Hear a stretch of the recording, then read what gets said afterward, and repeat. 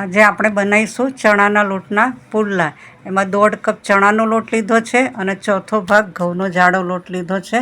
તેમાં હવે આપણે નાખીશું મીઠું 1 ચમચી, 4 ચમચી ખાંડ,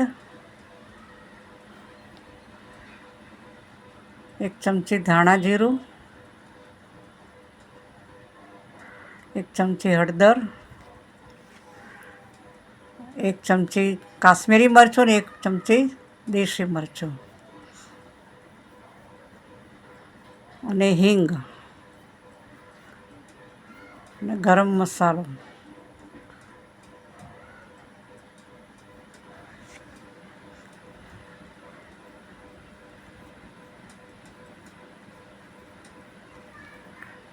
હવે આપણે પાણી નાખી અને તેને પલાળીશું.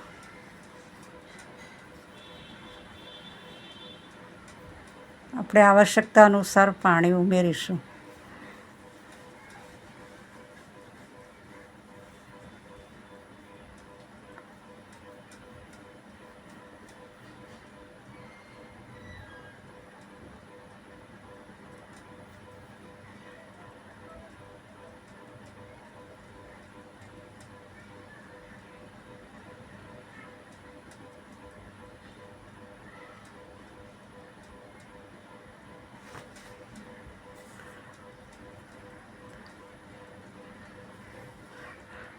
આપણે જેમ જરૂર લાગે તેમ પાણી એડ કરી અને આપણે એનું બેટર બનાવીશું.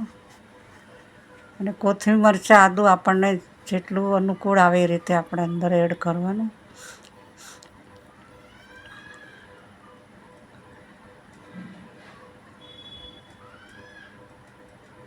આ રીતે બરોબર હલાવવાનું અને લોટ બરોબર પાણી સાથે મિક્સ કરવાનું.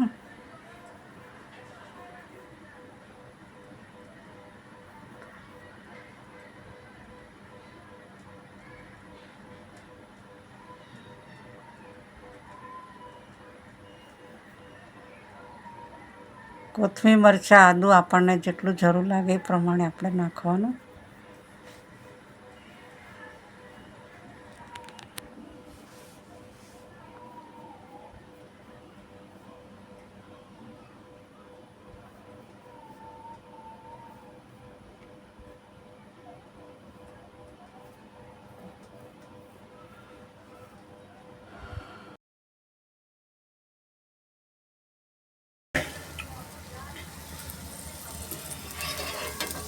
આ પુડલાને આપણે તેલ વગર પણ બનાવી શકીએ. પહેલાં 2-3 તેલવાળા બનાવી અને પછીથી તેલ વગરના આપણે બનાવી શકીએ.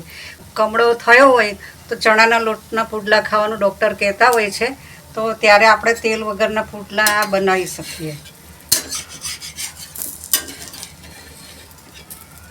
અને આને આપણે જેટલા પાતળા બનાવવા હોય એટલા પાતળા બની શકે.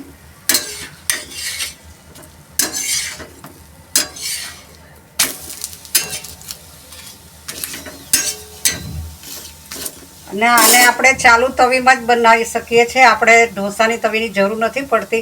આપણે ભાખરી રોટલીની તવી લોખંડની જે હોય એની અંદર જ સરસ બને છે.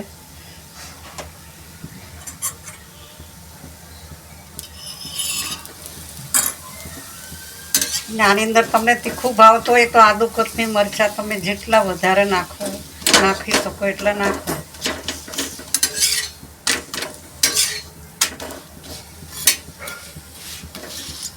આપણા પુડલા હવે તૈયાર છે. ચણાના લોટના પુડલા બનાવી દીધા છે. એને આપણે કેચઅપ સાથે, લીલી ચટણી સાથે, દહીં સાથે, ગળે અથાણાના રસા સાથે, છુંદા સાથે ખાઈ શકાય છે.